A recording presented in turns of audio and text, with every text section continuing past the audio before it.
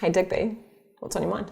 I want to poke at resilience training. Okay. Resilience training right now, I reckon if you are in the business of doing resilience training... It's very trendy. Yeah, you're going to be really busy, right? Because everyone's...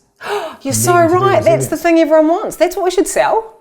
Yeah, right. And so in that, I think is the whole problem. Because when we're selling resilience training, at some level, we're saying, you're broken, but don't worry.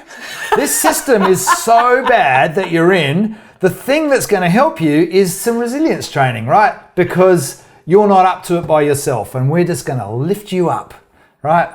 Ugh. I'm sorry, the problem is not this. Right? Yeah, you like this. Yeah, I like it a lot. So why this is a bug for me is because I think it's the system that needs to shift, not the people, right?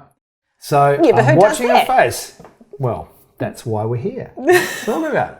Because to me, at some level, resilience training is saying, yeah, you're not good enough for this system, so we'll help you. Okay, so it's a little bit condescending. It's a little bit condescending, yeah. Look, and in the short term, it's awesome, right? That you get some tools, you get a way of acting in the world, having more agency, all that sort of stuff. But the system doesn't change. Yeah, so does it come with, hey, it's a bit of a tough time, isn't it?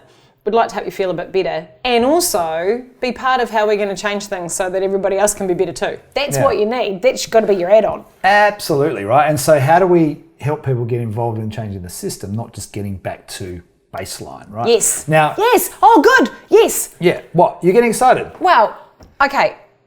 In a rather dark and despondent moment of the book, last week. I can't wait to see this book. It's going to have devil horns on it. For fun, we were like brainstorming alternate titles that got progressively more and more offensive. Excellent. And two of my favourite ones, which I think are relevant to my resilience program I'm now going to put together when you leave. One of them is, everything's fucked and that's fine. And the second one was, it's not your fault, but you'll have to fix it. Yeah. And this sounds like one to our kids, right? Very inspiring. But I think that's relevant to the resilience stuff because it's like, first of all, you're going to have to learn that, everything is Can you say and what's on your mind? I don't think we usually do that. The first thing is, like everything's really hard and like, yep. And the other one is it's not your fault. So the fact that you're finding it really difficult to cope at the moment, it's not on you, mate. It's on a bunch of stuff. But you are going to have to fix it. Yeah. Which is hard, right? Hard to hear both of those messages. Which one would you rather hear? I think I like the second one. It's not your fault, but you'll have to fix it. Yeah. Because it's acknowledging something that I think needs to be acknowledged. Absolutely. And also going, but yeah, if you want to make it better, you'll have to help. Yeah, exactly. Which I actually think is a really grown-up way of dealing with it. I mean, I think there's something about acknowledging it's not working how it needs to be. The system's not working. And that just more training's not going to sort it. Actually, we need your great ideas about how to do this. The other one that's on my mind in the same vein is engagement scores, right? So if you ask anyone, I say, what's your average score for how many people in your organisation is engaged? They're going to say roughly about 30%. Yep.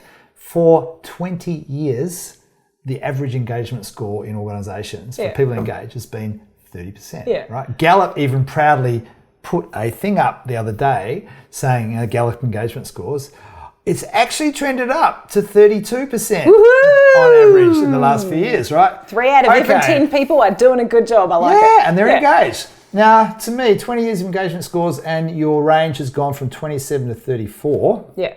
So that says to me, engagement training doesn't really work. Bamming out the statistics today, like bang, bang, bang. Do you know what I think the missing ingredient is?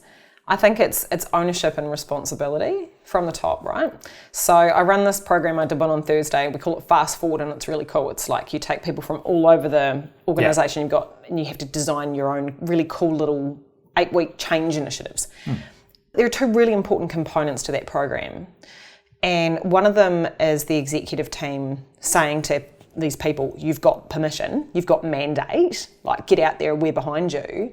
But the other one is that you need to have a bit of that responsibility. So just like the engagement thing, you can't be like, hey, make it better, blah, blah, blah. You have to go, hey, sorry this place is a bit shit. Like there's red tape everywhere. You're all finding it hard to do a good job. And we want to help you make that better. And we know that you guys are the ones to do it. It's a totally different message, right? That's right. To just fix it. Yeah, exactly.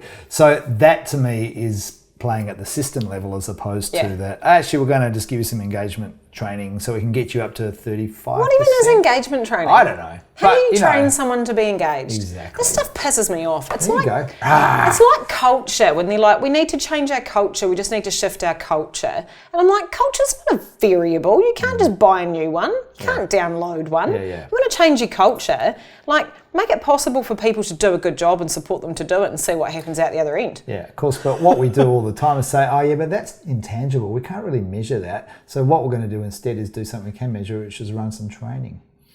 So I'm a little bit over that. The problem with the way we train people in resilience or some kind of engagement intervention is that we're kind of saying, you should be better.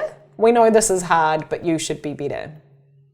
But do you think maybe the message should be, hey, this is all really hard. Sorry, not your fault, but let's make it better together? I think so. Because we do. We do. Do you?